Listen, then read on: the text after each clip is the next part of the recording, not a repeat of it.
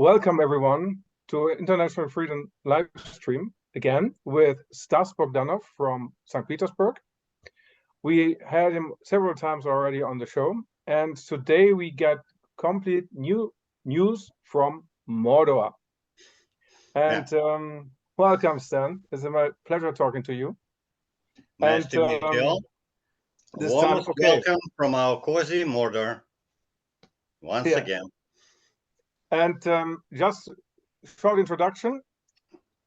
Stan works as an IT specialist at the University in St. Petersburg and has international experience in translation at the European Union, and is also very well connected to international businesses and has quite good knowledge about political and economical situations. So thank you so much, Stan. You sent us a picture, a very interesting one, a very old one, where a Negro children is in the cage. And two white children are out of the cage and they smile. And the photo is black-white. I think it's a quite old photo.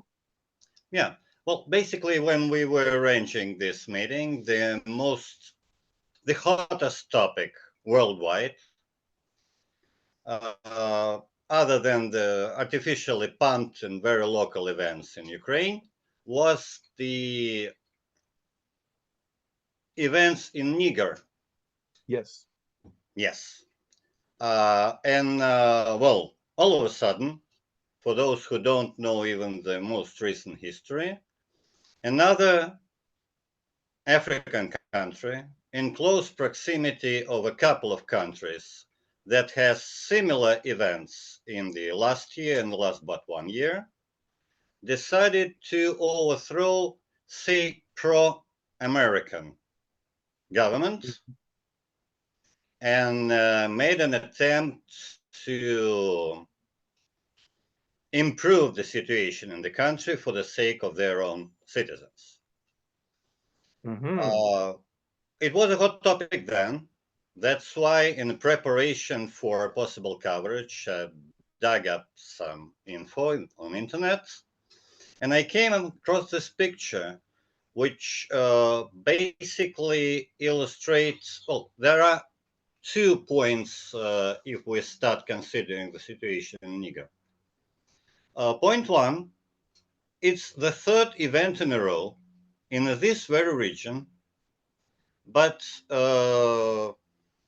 on contrast with the previous 2, it created much more buzz in international press. Compared to what we've heard about a week ago, the previous ones went almost unnoticed. The question is why? And the second question, in general, covering all those 3 regions and reaction of, as they term it, the global south, to what's going on around the conflict between, let's put it blank, Russia and America and its satellites that is right now concentrated around Ukraine. How come that the global south ended up rather on Russian side than on the other side? And to illustrate the second point, I dug up for that picture. But to start with, I would like to touch upon point number 1. Why the fuss? For me, the answer is pretty obvious. As distinct from a couple of previous occasions, Niger is paramount to, first and foremost, European interests and then American interests, due to the fact that Niger is a transit territory of a pipeline that can theoretically replace the recently blown Nord Stream in providing European Union with cheap gas. Now, with those events in Niger, the guarantee that this plan would work as intended is not as sound and European Union and maybe United States. There are some other specifics related to relations between United States and European Union and who wants what. But that was the reliable and alternate source of gas supply for the European Union for the upcoming winter and further on, provided that Russian gas is out of the market. Now this plan got in danger. That's the reason for the phase number one. The reason for the phase number two is uranium. Niger is exactly the country that can theoretically replace uranium supplies from Russia worldwide if it remains loyal to those who control the market. If they start pursuing their own interest, then the idea of kicking Russia out of worldwide uranium market and replacing it with uranium from Niger can be in danger too. That's the reason for that first number one. As for the picture, I hope that our viewers will be able to see it. The picture was taken in the year of 1955, which means 10 years past the end of the Second World War. And the white girls on the picture, they are from Belgium, the capital of European Union. Based on the date of this photo, the girls might well be still alive. They ought to be about the same age as my parents, who are thankfully still alive, about 75 or maybe 73 years old. Not sure exactly. What is peculiar about that picture? It was not the period when you, well, shoot anything you find fancy, then you delete it if you think it's not too appropriate, and then it's gone and gone, unless you were dumb enough to put it out online. Those days, making photos for family album meant that your parents approve of what this picture will contain, because basically what they will be doing, they will be sharing it with their family friends and looking at their reaction. They're going to be feeling proud of what their kids are doing. And the parents of those girls, they were thinking it absolutely right to treat the black boy as a pet for their girls. Not like a human being, but as a pet. In the best occasion. Then we should keep in mind that as far as I remember the recent researches on the topic, it happens so that my wife has 2 kids and I have none. That doesn't prevent me from having a grandson who is currently with our family, and I'm very happy with it. But about 5 to 6 years ago, we were thinking, because I'm not that young, and I was not that young 5 years ago, and neither was she, we were thinking about orphaning a child, and we were attending special courses, we were reading special literature, and while doing that, I came across some researches that basically claimed that around the age of 5, more or less, the kid gets general impression of what's right and what's wrong.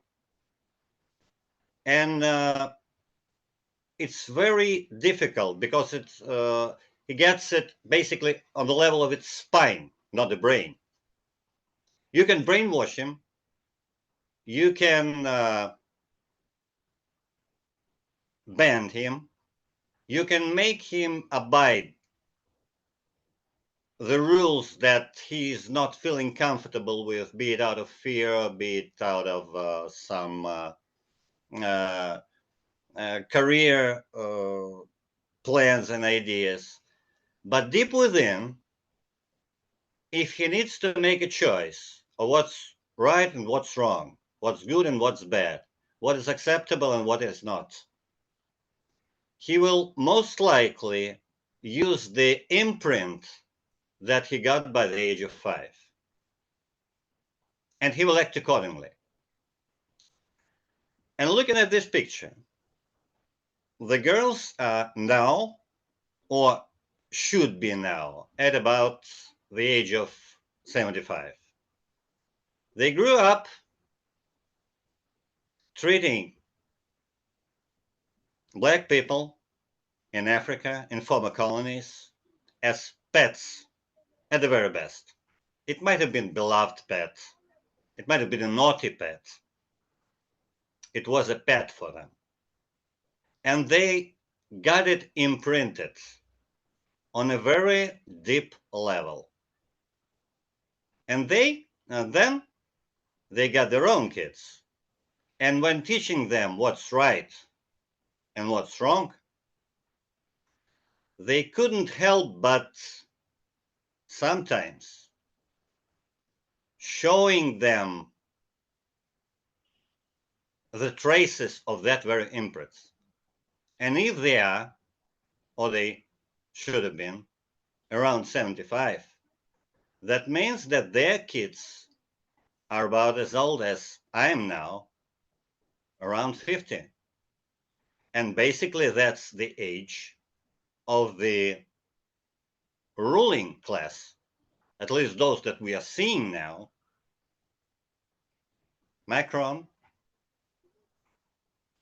Scholz is a bit older, but it still falls into the same category. The guys from Brussels, from Netherlands, you name it. Basically, that's the origin. That's the soil that the current politicians, the ones we see on the screen, there are some behind the screen, they might be way older, but the ones we are seeing, they are kids of those who were proudly photographed by their parents while they were treating people from Africa as pets. And that, in my opinion, is the answer why, having overthrown pro-American governments, the common folks on the streets of Niger can be seen showing Russian flags, and why any attempts of French authorities or American authorities to get in negotiations and explain what people of Niger should be doing to avoid the wrath of Western community, or receive the reaction that they receive. And speaking about treating as pets, if you take a look at how United States, or Brussels for that matter, behaves towards current Niger authorities, not the overthrown one, but the current ones.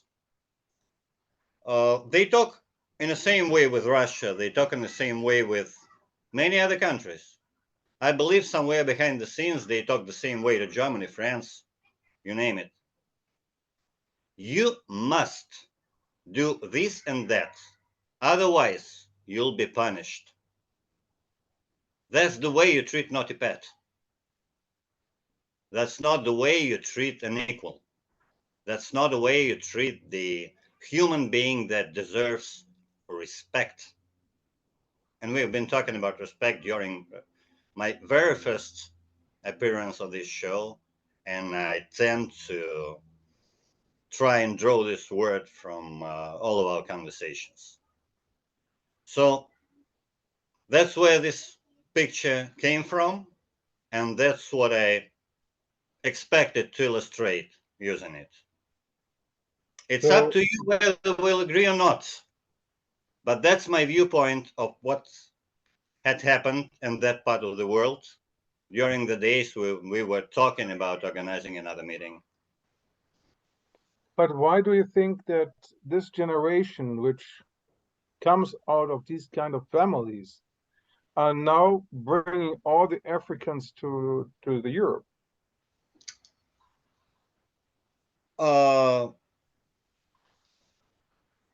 couple of thoughts about that. Number one,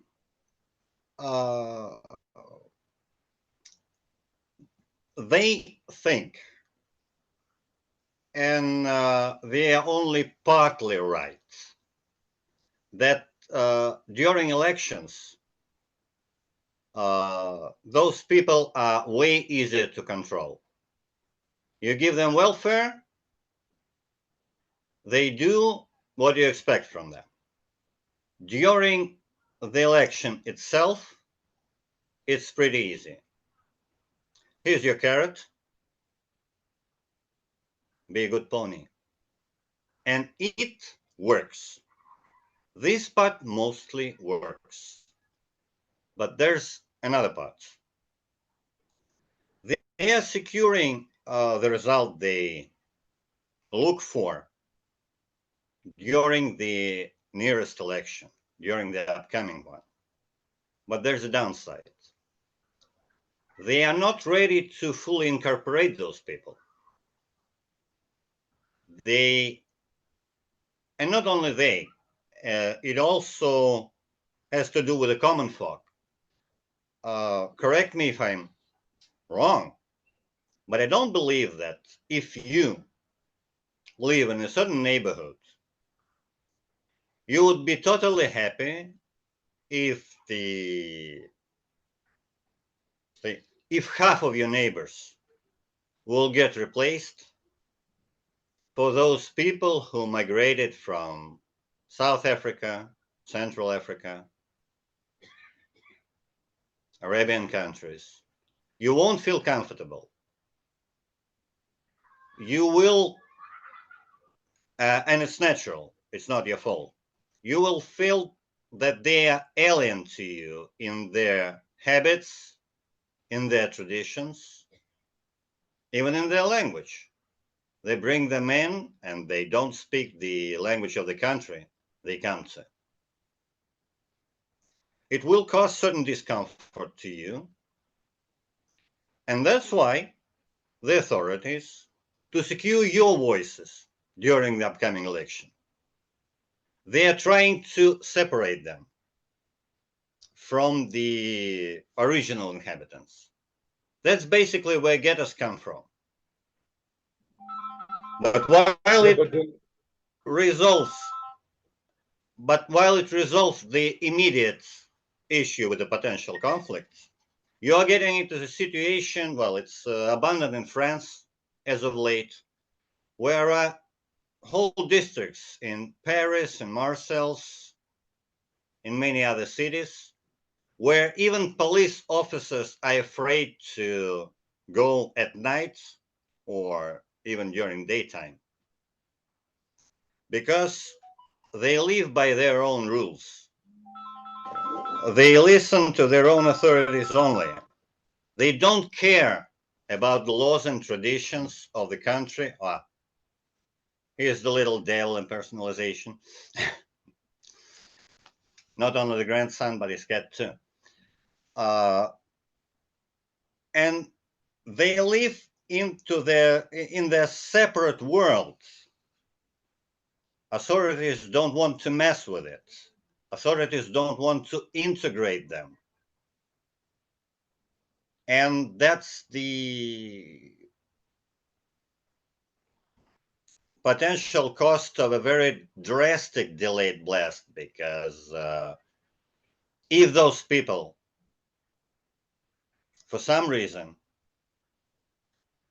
get angry, either because the ability of authorities to provide them what they want using that welfare diminishes, or potentially some very friendly country that recently has left European Union and has very widespread network of political and intelligence infiltration worldwide since 17th century or even earlier, decides that, say, Germany doesn't need to be that attractive, and maybe European Union or whatever it might transfer into should have another leader across La Manche. If they decide to pull some triggers that they definitely have and make those people revolt, I believe the authorities will be, let's say, in deep surprise and short of resources to handle this situation. So, So there are two reasons. They sorry, are trying to resolve their short-term goals, and I believe there are others behind the scene who have some long-term goals, who want to have uh, an argument, so that whenever any contradiction between France and those people, or position of Germany and position of those people, if any contradiction arises, they do have a joker behind the sleeve, those people who are ready and willing to take out the knives and go on doing what they've been doing, say, in Cologne about 5 years ago during the Christmas night, and no one even bothered to step in and enforce an order and name the guilty. That's how I see it. I might be wrong, but at least it looks logical. okay, before I give it to Roy, so we talk about the classical destabilization, no, demoralization, destabilization, crisis, and normalization. And so we can establish, for example, in Germany, the potential destabilization in a large scale, for Yeah. example. And in France and In in Europe. Yeah. It's like, basically, there's no need to deal with entire Europe. For me, it's as easy as that. United States is the descending empire at the moment. They used to control half of the world after the World War II, but during that time, they had about 52% of overall world economy located in the United States exclusively. There was no globalization that time. And they had enough resources to enforce their will and ensure their control on half of the globe. The other half was under the Soviet Union. Starting 1991, there's no Soviet Union. And the United States have been trying to control the entire globe. But at the moment, they don't have 52% of the world economy. They don't even have 30. It may be their actual share, not the figures drawn by major agencies, but the real economy. It might even be below 20. It's not enough to control the globe. Which means that the situation will change, and there ought to be several centers of power. But do you know, well, we always hear the term great country. So America is a great country, that goes without saying. Now they state that China is a great country. Some say, and I agree with that, that Russia is a great country. And the Soviet Union, no doubt, it was a great country. But the actual definition behind those words for United States and for Soviet Union was absolutely different. In terms of United States doctrine, during the previous century, and it still remains like that, was that the great country is the country that can order everyone what to do and make sure that the orders are obeyed. In the point of view of Soviet Union and modern China, the great country is the country no one could tell what to do. That's the country that has a will and the way to go its own direction, and no one can change that. So in terms of United States, they want to remain the great country. And to do it in their understanding, there's only one possible option. They basically need to reclaim that 50 plus share of the world economy. Right now it's not theirs. And I believe that theoretically, I don't believe it's possible practically, but theoretically, there's only one way to do it. They need to reindustrialize their own economy. Maybe not within the United States. Maybe that's the reason that AUKUS showed up, because basically to make the totally independent macroeconomical cluster, you need about 500 million population. United States doesn't have it. Maybe they opt to reindustrialize that AUKUS.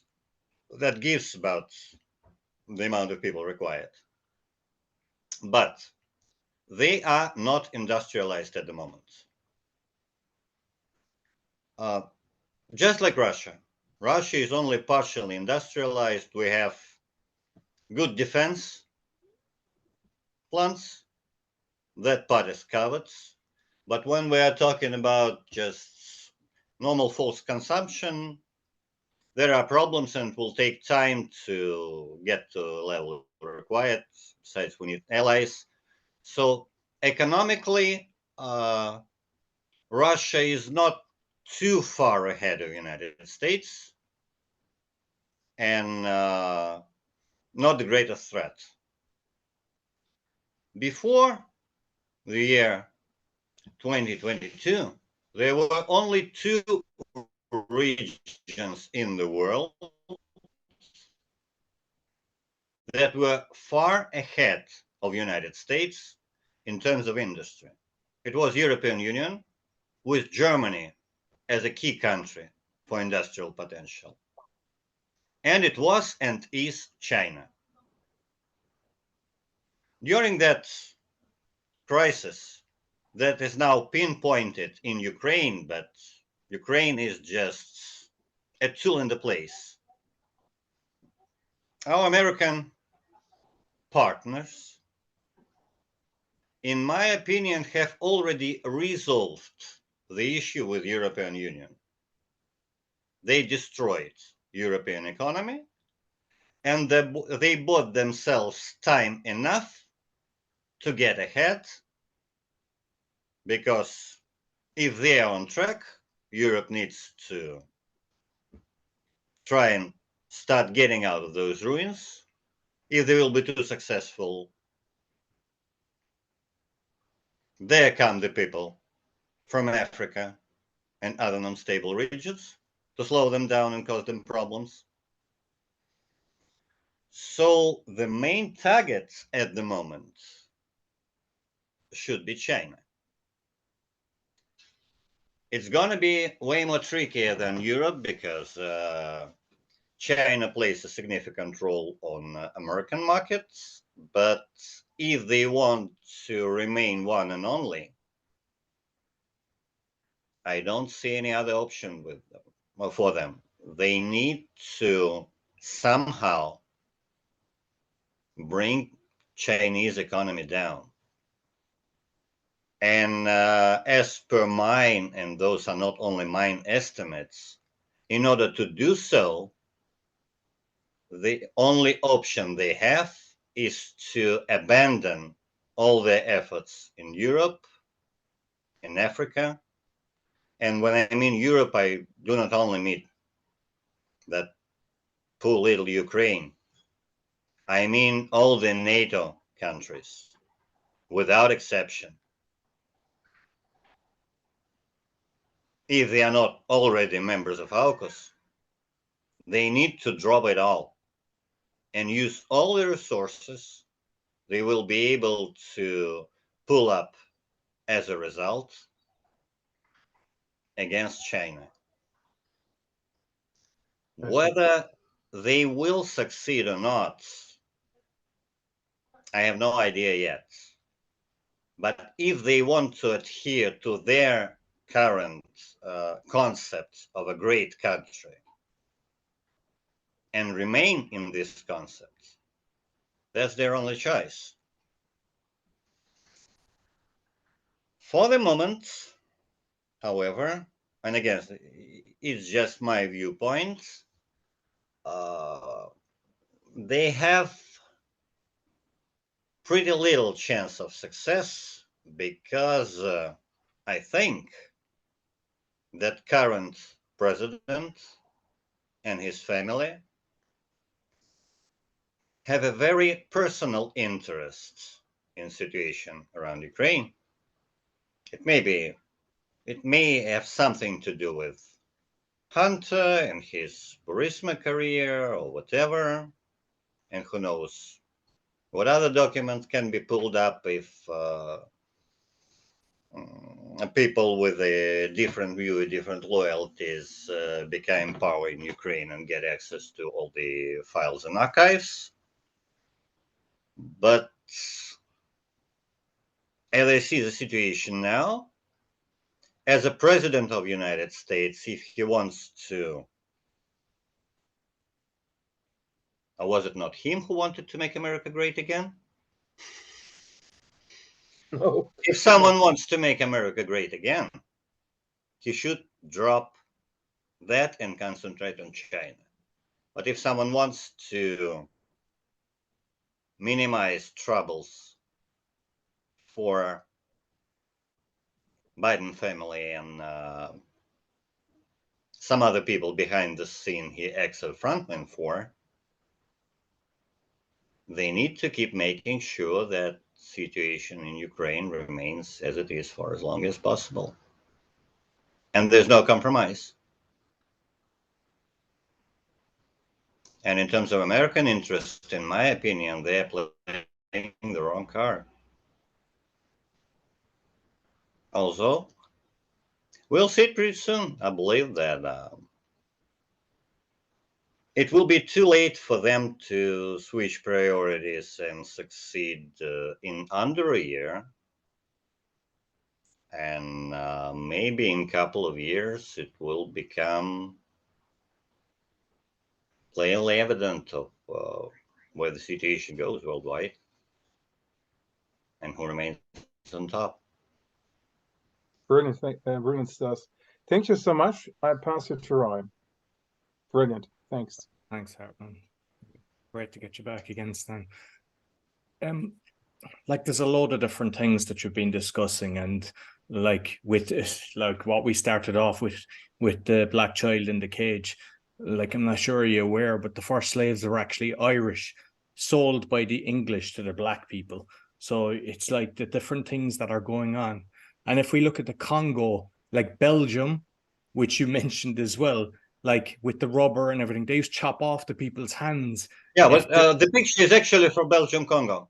Yeah. So if they didn't get the required amount of rubber, they were chopping them off their hands. And now in the Congo as well, it's like the cobalt. And I have seen the mines where you have children working, young kids with little babies on their back, breathing in all these toxins. And it's like they're just raping the nation. And what I've seen is like debt forgiveness from Russia. So I see, whereas the rest of Europe and America have always been raping and pillaging Africa, which should be the richest nation in the world, but it's actually the opposite. But like, no, I think they believe they can see that Russia's got their back. Yeah. I don't exactly understand why this happened with Belgium or France. For British and Russian, the difference in tradition is basically very simple. Historically, there are two types of empire. An inland empire, like Rome or Russia, or the naval empire, like Carthago in the early history, or British Empire, or now the American Empire. When you're a naval empire, the center, the very core, is isolated from the colonies, and basically you can get there, they can't get to you. You feel protected. You feel free to rob them without fearing some retribution. When you're an inland empire, the way to interact with new territories is very different. You do enforce your laws. You do enforce your tradition. You might or might not even enforce your religion. We in Russia do not. But previously in history, there were situations when the religion of the empire heartland was enforced onto new territories. But you cannot treat those people as lower class. On the contrary, you must make them part of your organism. Basically, if you have some local influential chieftains, you cannot say them, just you robbing your people in our favor, and we grant you protection from them. No. You have to bring them into the empire elite level. You need to show them that becoming a part of empire, you can attain greater power, greater authority. And looking at those local chieftains who get more option, more influence, more honor, not because they can blindfoldedly rob their own subjects much tougher than they used to, but because new opportunities are provided if you become one and the same with the empire heartland. Those are two different approaches, and we've been evolving in the second one. So whenever Russia came into new territories, then the influential people from them were invited in the capital. They have been granted titles, they have been granted positions, they have been allowed to feel bigger than being local chieftains and in their own land. And those people and their kids absorbed the idea that only by being something bigger, it was somewhere around 40s, when some Western journalists came for an interview with Joseph Stalin. And during the interview, he started his question with, well, you are a Georgian, and Stalin interrupted and said to him, no, you are wrong. I am Russian of Georgian nationality. That's the attitude that is typical for successful continental empires. That the attitude that have been typical for our civilization since, I dare say, 14th century, maybe even earlier. You can be any nationality, but first and foremost, if you feel part of that empire or civilization or culture, first and foremost, you are Russian. And then you are a Jew, a Georgian, a Chechen, or whatever you make it. And that's the reason we treat those people the way we are. We treat them as people, not as pets or subjects or cheap labor force. And we do understand that first and foremost, they need food. And we are ready to give them food, even for free. We do know that people are grateful. We know that once they can, they will want to express their gratitude. And working together, we know that we will be able to find some way that will allow them to feel that they have repaid. And on the other hand, it will not sponge them out dry. It might even provide them with new possibilities. Like, for example, after that debt excuse and that free food supply, there may be a joint project that will allow us to get some profits from building, say, power generation station. Like, well, there's still lots of power supply construction that Soviet Union built in Egypt, and they are still working. They're on the Nile River. For some other Africa districts, it could be, well, other sources, maybe some nuclear plants, whatever. And we will be able to make money from those projects and to compensate the possible losses for giving out food for free now.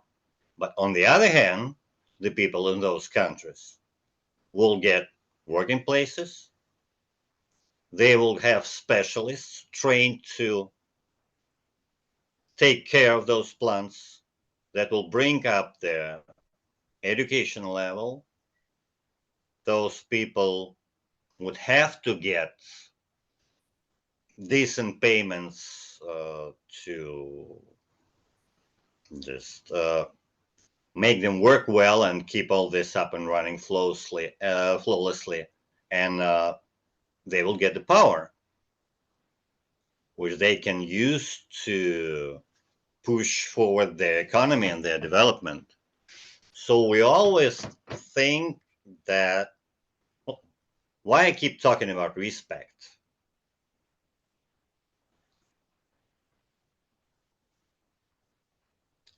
You can keep sponging people out dry, but sooner or later, there will be nothing left. Or sooner or later, the one you are sponging will try to retaliate. And I believe that's what we are looking at when we're considering the situation in Niger. But in our tradition, in traditional respect, we are ready to help. We are ready to negotiate. We are ready to discuss. We are ready to take into account your viewpoints, your traditions. And for as long as you haven't proven yourself totally incapable of keeping your promise, we And Russians will also be just on looking that, like, way for. because in Africa it's broken into, I don't know how many countries are inside in Africa, but I know that, like, even if you read Confessions of an Economic Hitman, how the Americans go in, they take over countries, and like there's different parts of Africa are obviously, you know, still controlled by the Americans. They've got their puppets in there. And I think it's in South Africa at the moment. Like the leader, it was like in a massive stadium and they're chanting, "Kill the farmers" and everything. It was like a massive cult.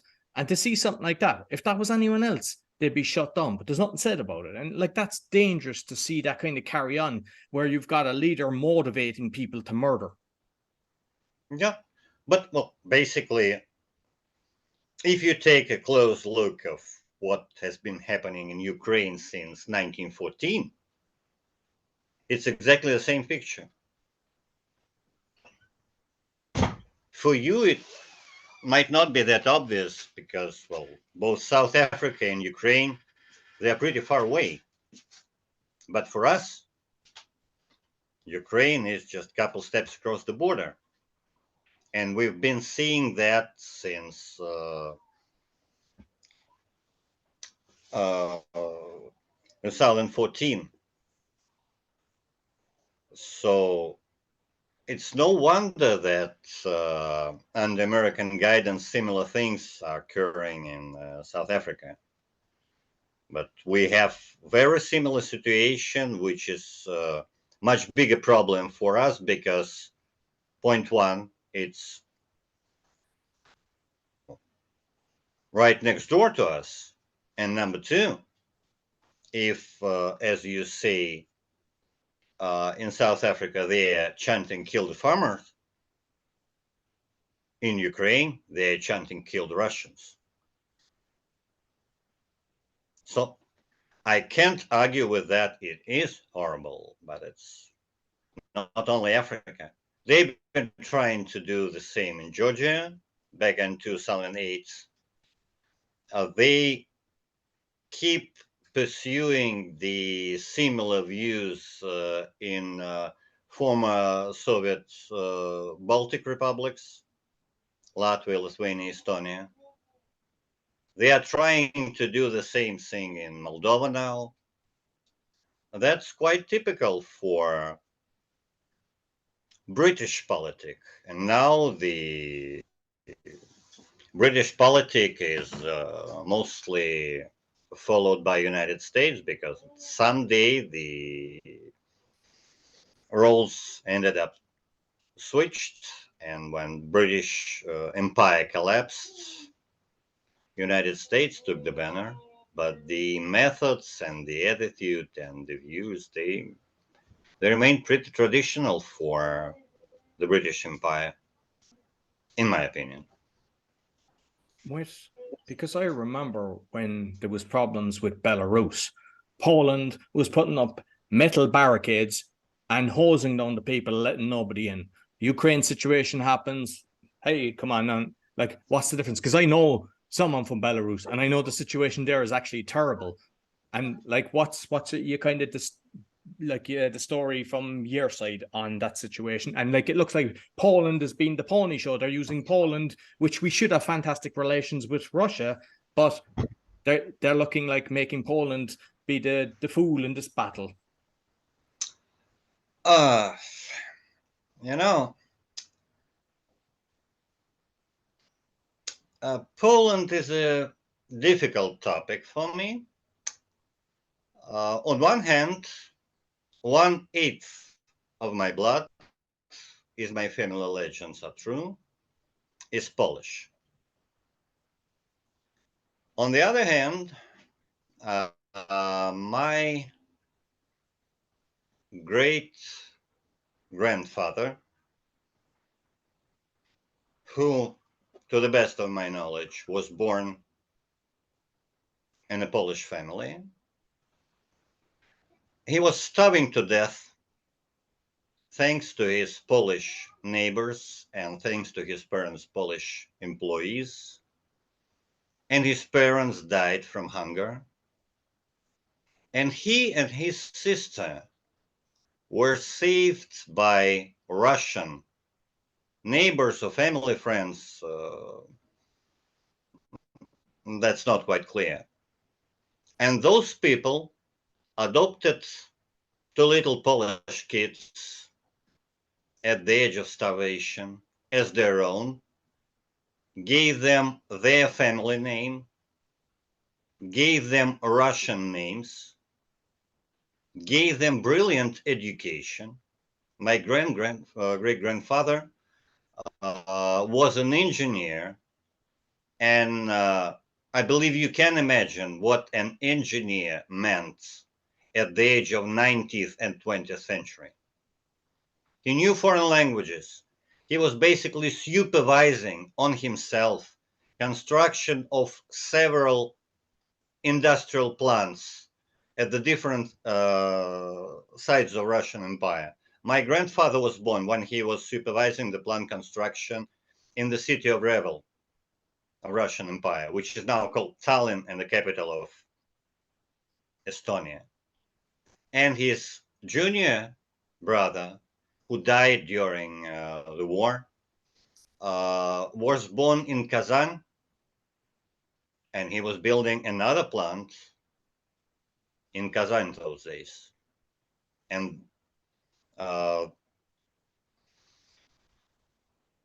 this has become possible only because a Russian family have taken a look on two somewhat familiar Polish kids at the age of dying from starvation and adopted them as their own, making no difference with their kin and with their own blood. And Polish neighbors, Polish relatives, and all the others who surrounded my grandfather's family, they felt pretty comfortable letting another couple of adults and a couple of little kids starve to death. Doesn't matter. And I believe that's where the problem with Polish people and Polish politics lies. You know, it's not uncommon historically that the ruling class, the military elites,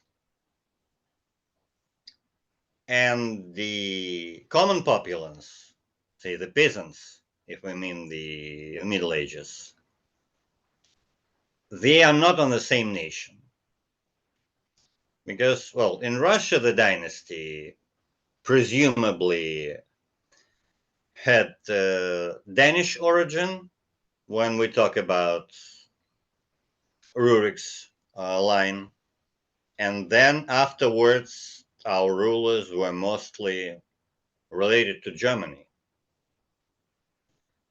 In United Kingdom, for quite a while, the ruling families were from Denmark first, and then from Normandy.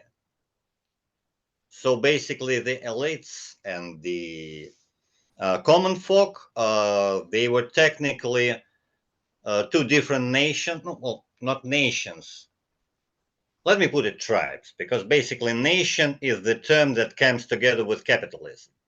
Before that, the situation is a little bit different, but they were from different roots, from different origins. But it happened so that in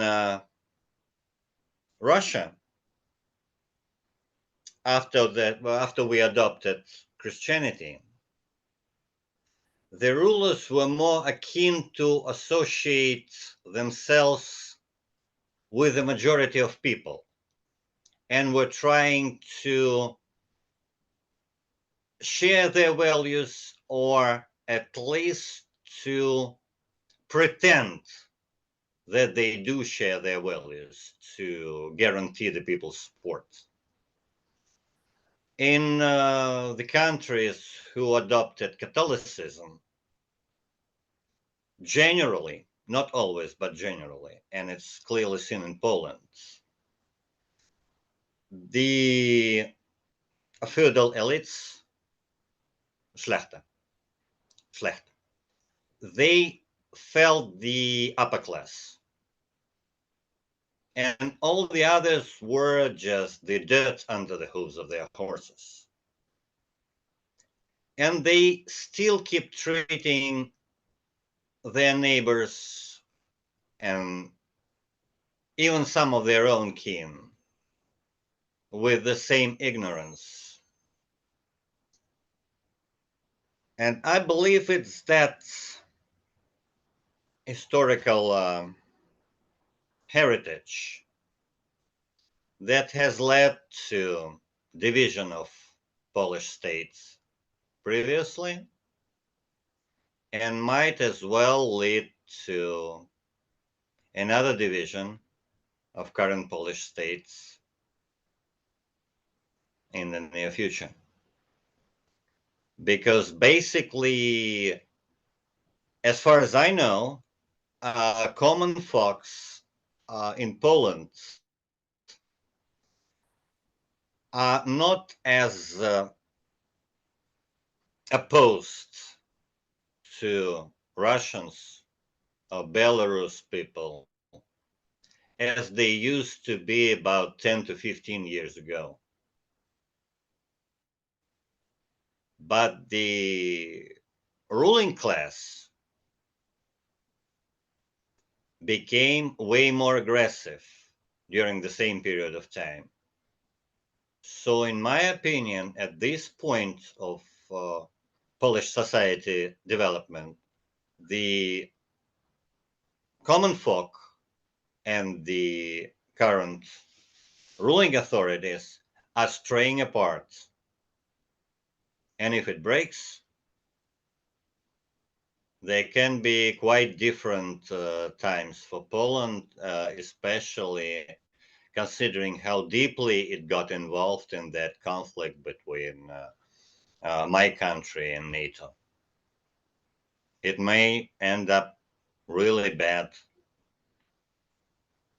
for, I won't feel sorry about the ruling ones, but despite the family story I've just told you and never tell that before in public, I still have some sympathy for the common folks that might suffer in the result because, well,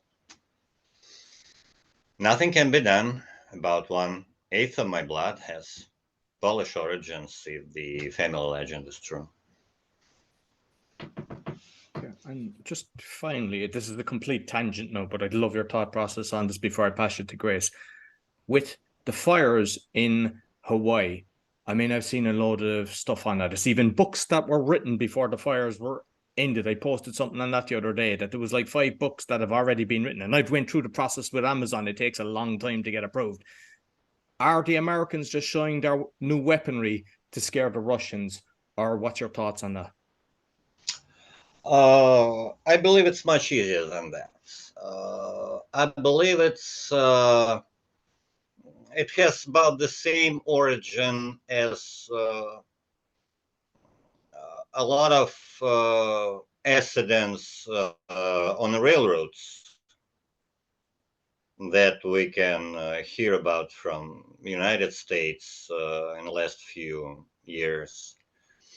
Problem is that when we talk about market economy and capitalism and all that, especially when we're talking about the financial stage, when you can make fast and easy money doing some speculations on stock exchange, and any long-term investments that may or may not yield your profit in, say, 5, 10, 15, 20 years.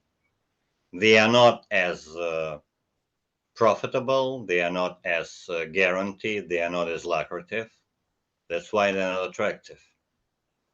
And the least lucrative and least attractive investments are those that are made into infrastructure.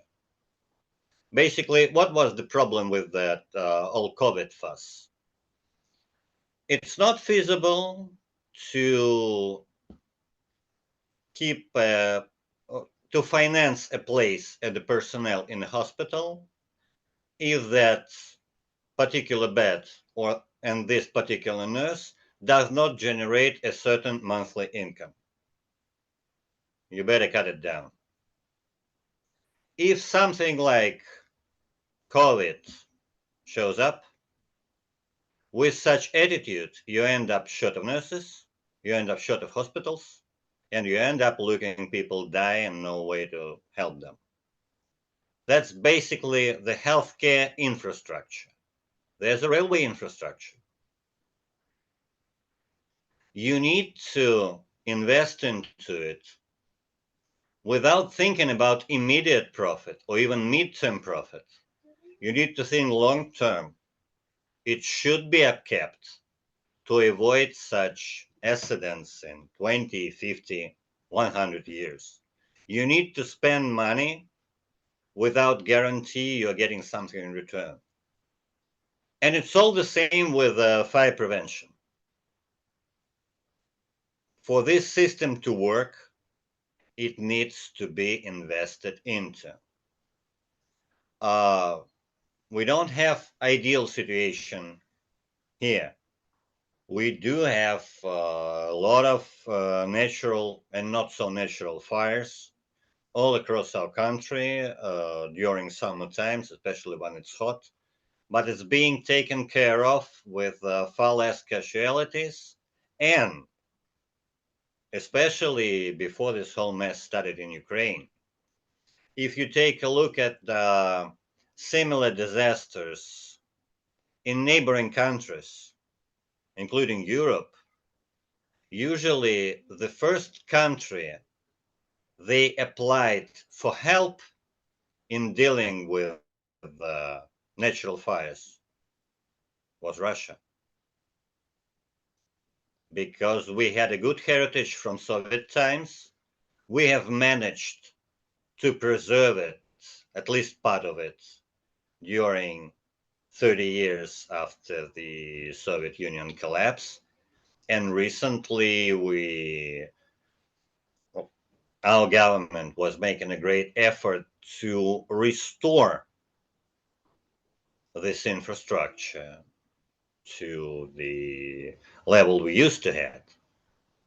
And in the United States, I have a feeling that nobody really cares about it. And as for the new weapon to make an impression, you know, back in 90s, here we had a situation pretty similar to, let's say, Chicago in 30s, when a lot of people tried to fill the vacuum and became important and never valued others people's life. It was a huge redistribution of powers, of financial sources and whatnot. And I've seen my share of street fights for small money, for big money. And I've learned the simple rule. If you have a gang in front of you, there's only one way to provide impression. You don't need to attack the leader right up front. If you are weaker, then you are finished.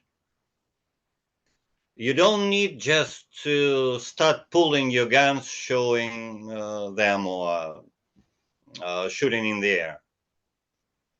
You need to target one pretty close but non-critical member of the opposing gang and bring him down immediately. That's the only way to provide an impression. So basically, what it means, if we return to politics, if, say, we would like to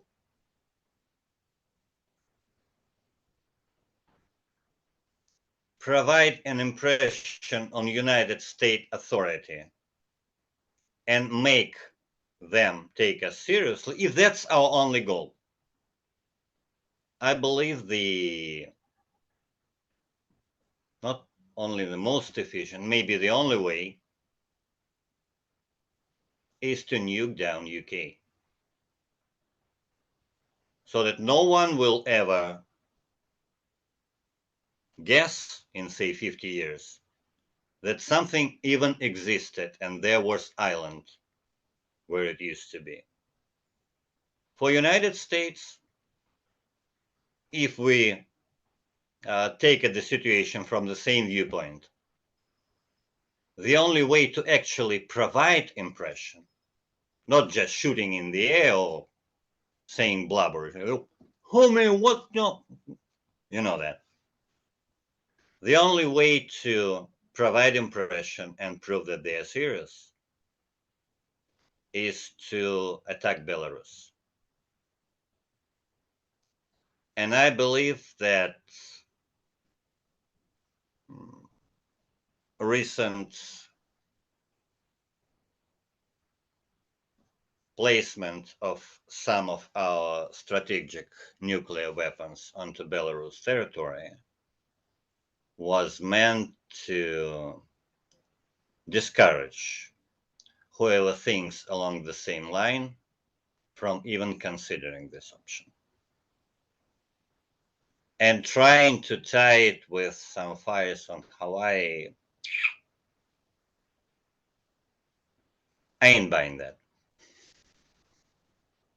Oh, perfect. Thank you very much, Stan. I'll pass you over to Grace. Once again, it's only my opinion. It has nothing to do with political views of our Supreme Commander.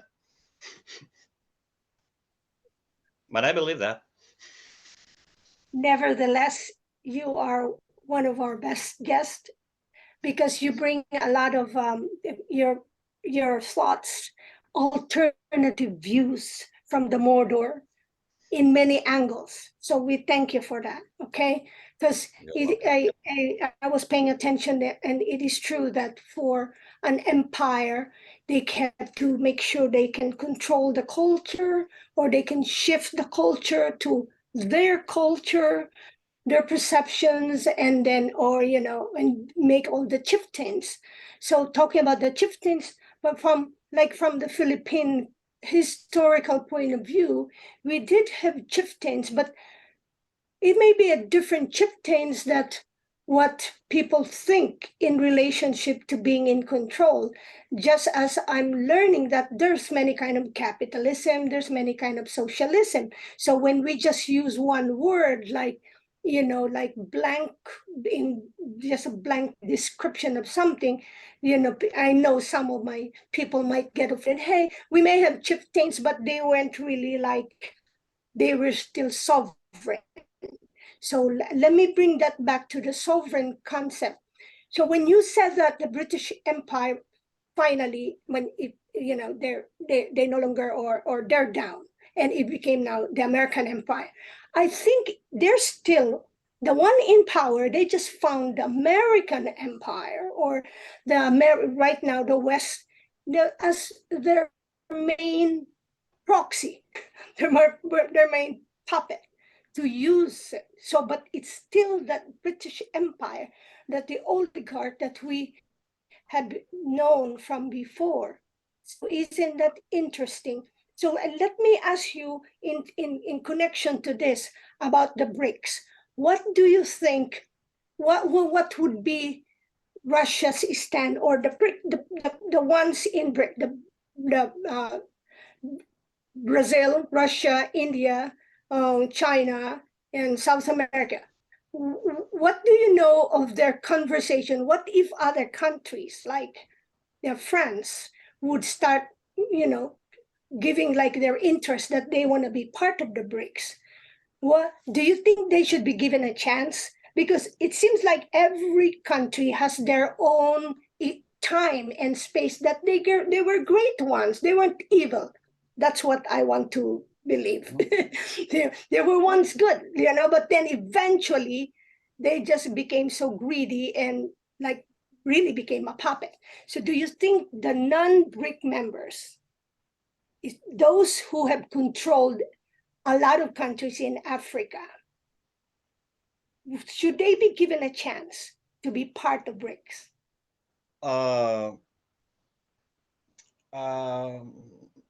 Let me put it like that. Basically, for the countries that are currently parts of the European Union and or NATO, there is currently no place in BRICS. BRICS has a potential to become an alternative pool to that pro-American, pro-NATO, and European Union is part of that bloc, alternative pool in the new world.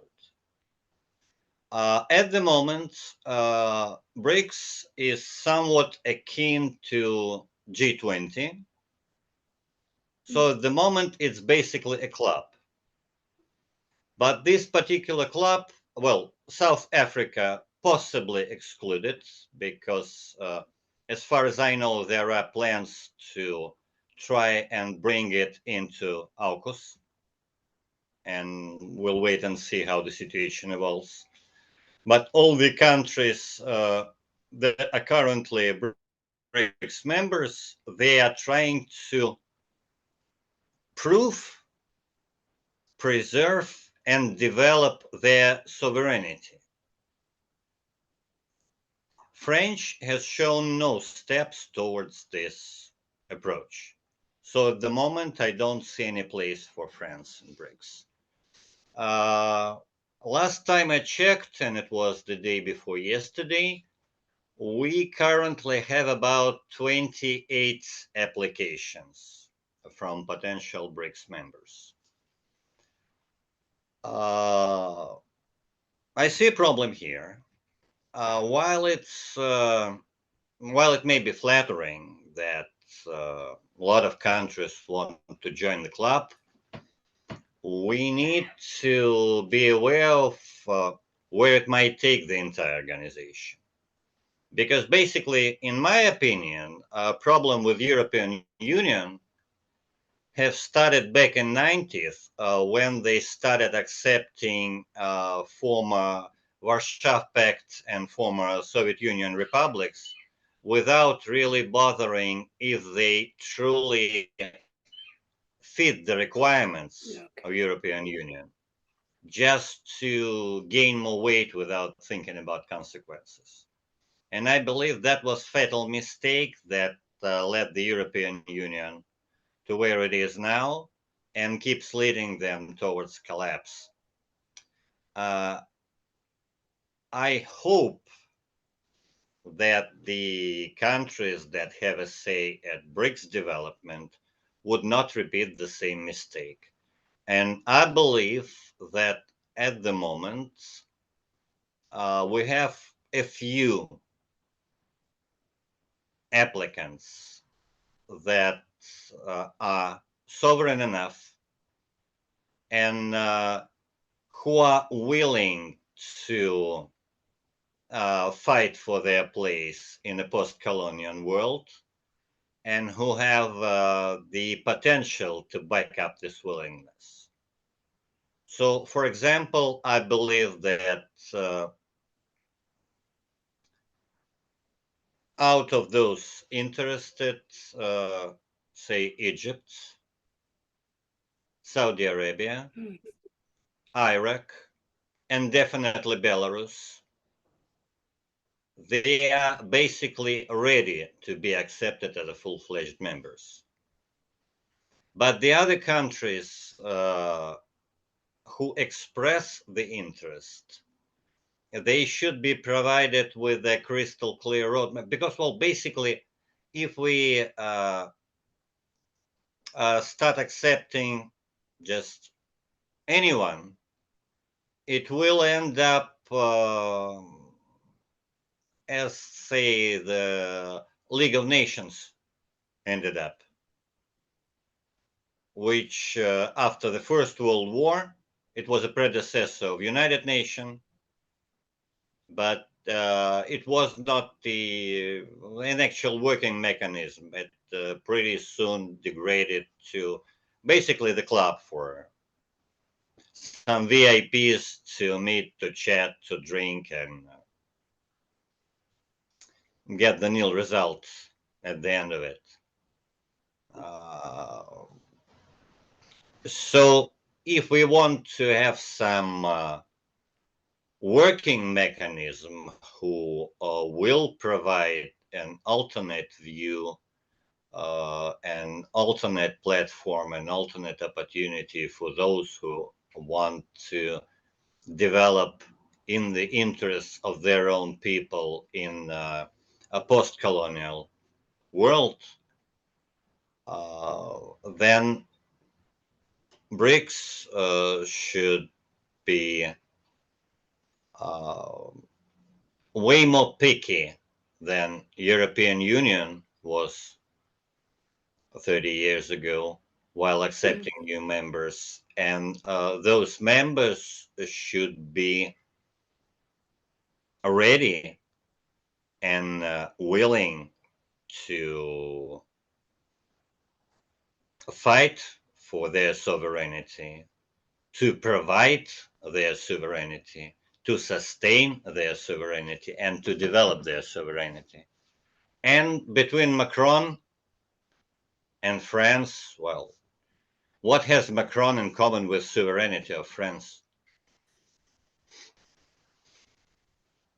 In my book, nothing. So, but no, I not to interrupt you, but I mean, I like what you're saying, and because it makes so much sense that the BRICS, the decision makers should really be cautious and really see that everyone has the same intention for whatever good intention that would be for their nations. And it's kind of like a relationships, right? You just don't bring anyone to your life if you don't know that you have the same common goal or in agreement, same values. So that's how I always look at it in bigger nations as well.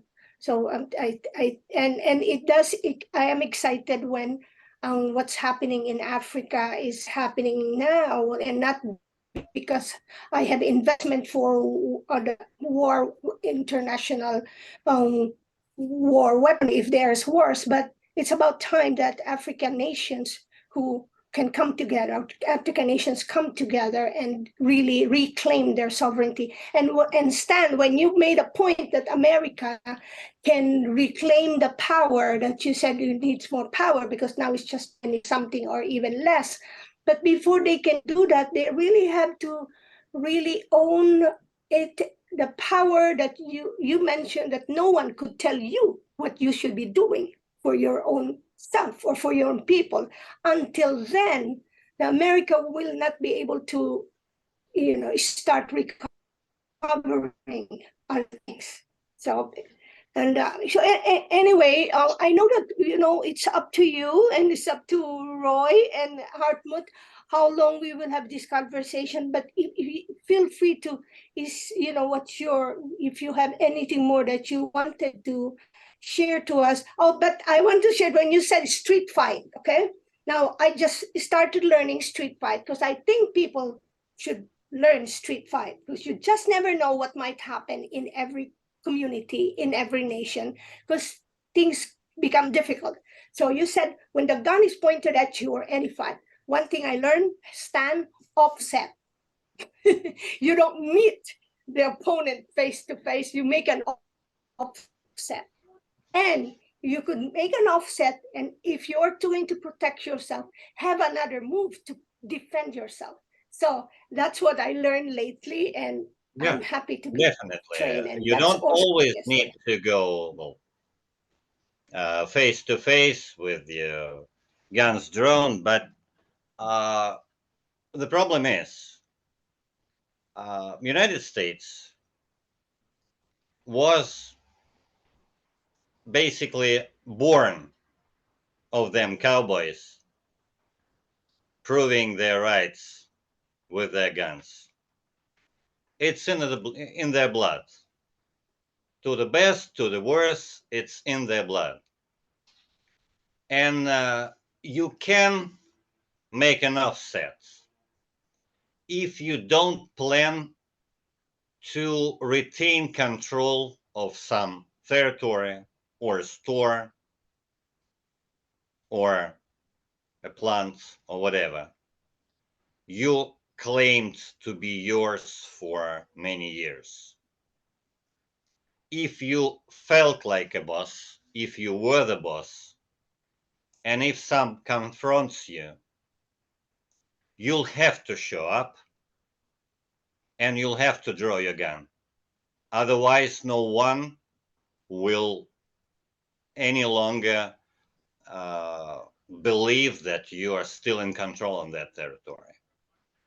And in these terms, when we are using such allegories, America is basically a cornered rat.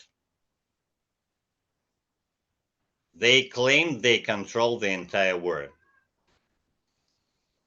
If they want to keep claiming that they are the bosses, they have no option to step aside. Well, theoretically, it is possible, but in their minds, at least in the minds of those who now surround the current president, I believe that stepping aside almost anywhere is the total loss of the faith. And that's basically the end of the story. You were a godfather, you stepped aside, you're just another Jew. That's the dilemma in their heads.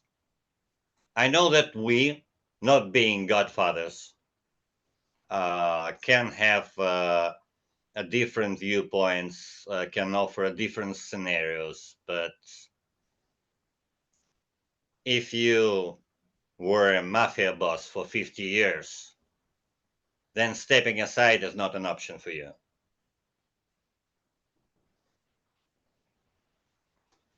I believe. Well, and that's the big problem with least America. I'm not aiming to be yeah. And then when you did emphasize again about staying close, yeah, you stay close to your enemy, so they say, right? You have more chance, but never go down, because when you're down, and everyone else will bring you, pin you. So no matter what, you stay upset. So thank you very much. By the way, before we close, And that's another good illustration of a difference in mentality.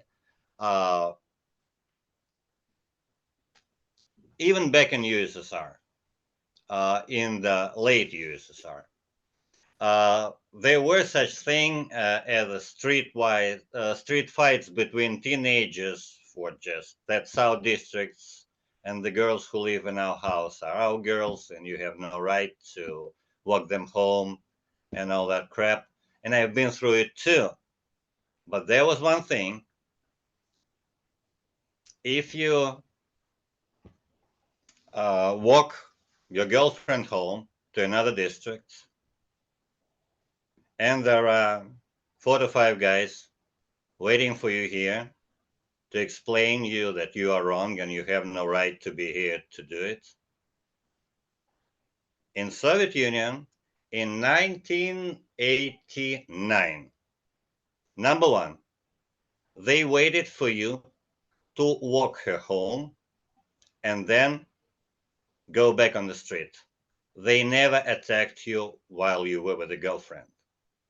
Point 2, it was an unarmed fight, fair and square. Only if you pulled out something. They were resorting to similar weaponry. Unarmed only. And number 3, if you are fighting nobly, then you go down and it stops. They never kick you lying on the ground. If you lay down to avoid the fight, then you got your due. That's the mentality that was here. And I do know that in the United States it's a different story. You go down, you're dead. Oh, sorry, I remember I have one more question. See, you are there, you're Russian, and we are in agreement with what you've shared. I wonder if you end up meeting another Russian, and it's totally different views, because I think in every place there's 2 or more opinions. How do you handle that? There are people with different views.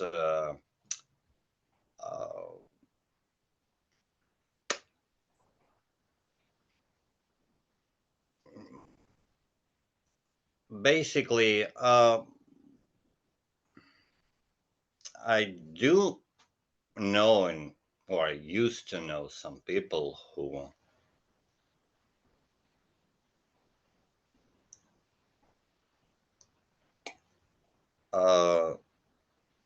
do not fit into my view of what a man should do, of what a Russian should do.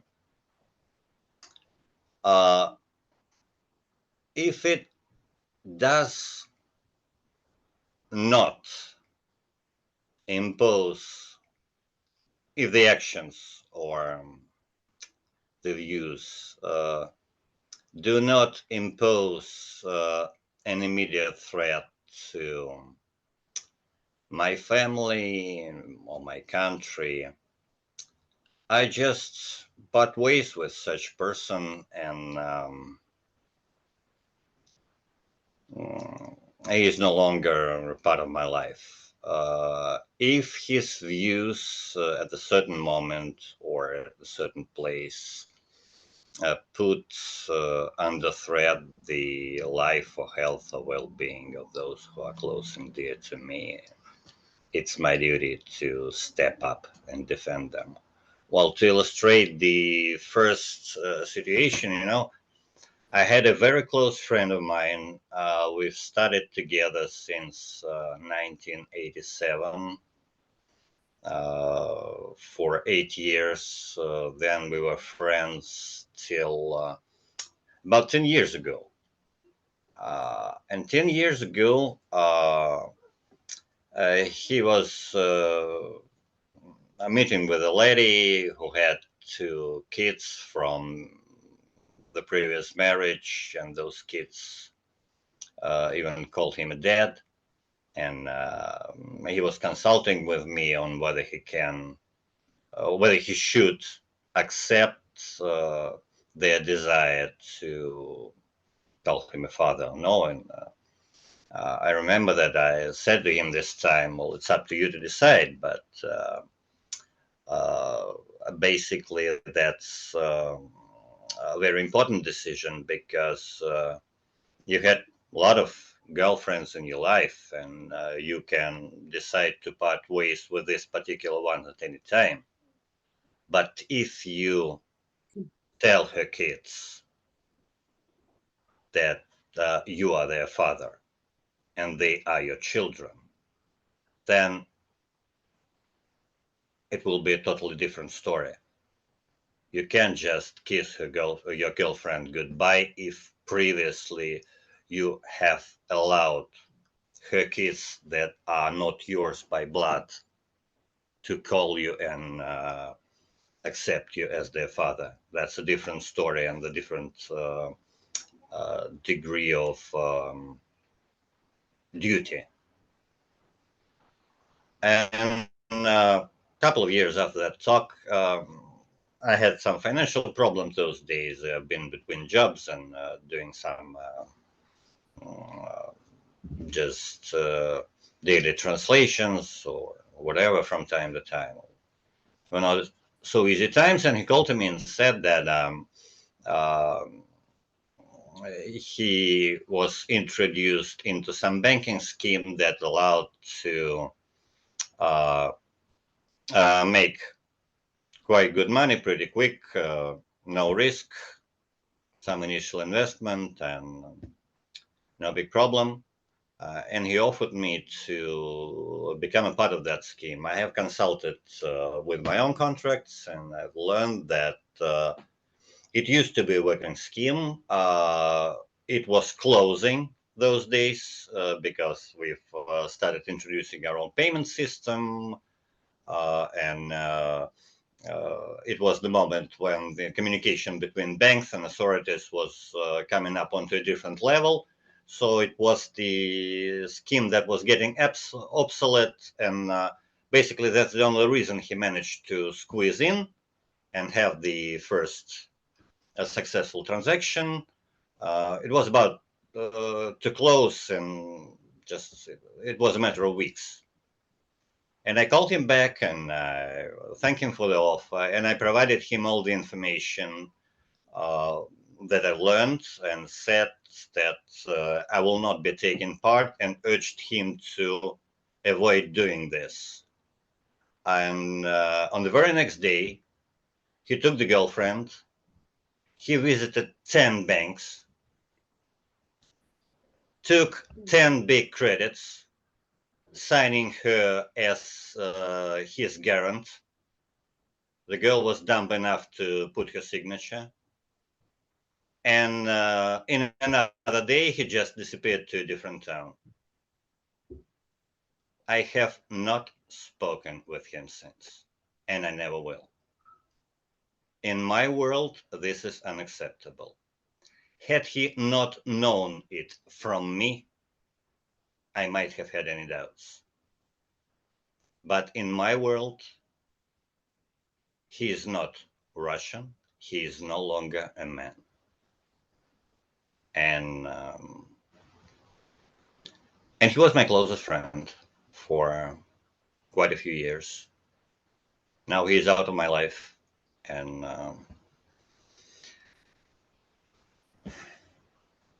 that's an illustration on how I do react if in certain key matters my viewpoint differs with the viewpoint of the others.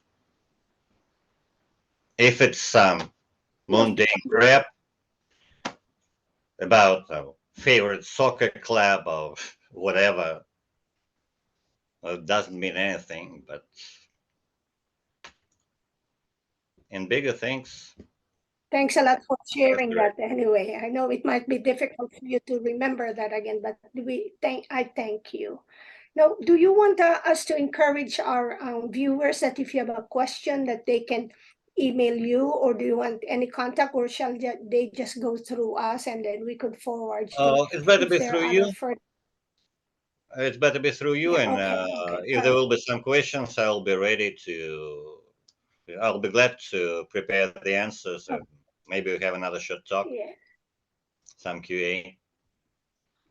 And now I'm awfully sorry. I have my grandson here with me, not showing him, just in case, for his own safety. I'm ready to meet whoever thinks I'm wrong or I have insulted him somehow, even though I never meant to, but it will be up to my Well, grandson. thank you to Grows up to show that he is my kin, and before that, while he is young, I'm not showing him anywhere. It's time to thank you to your get family. into it. And thank you, everyone. So, I think Thank this you, would Sam. be It time. was a real pleasure And again. to Thank you so much. all the viewers, do share this episode. And if you have a question, go through Roy, go through Hartmut, through me. We will always respond to critical questions. Okay. Have a pleasant day, and yeah, take care of yourselves. Bye-bye. You do remember I'm waiting something from you.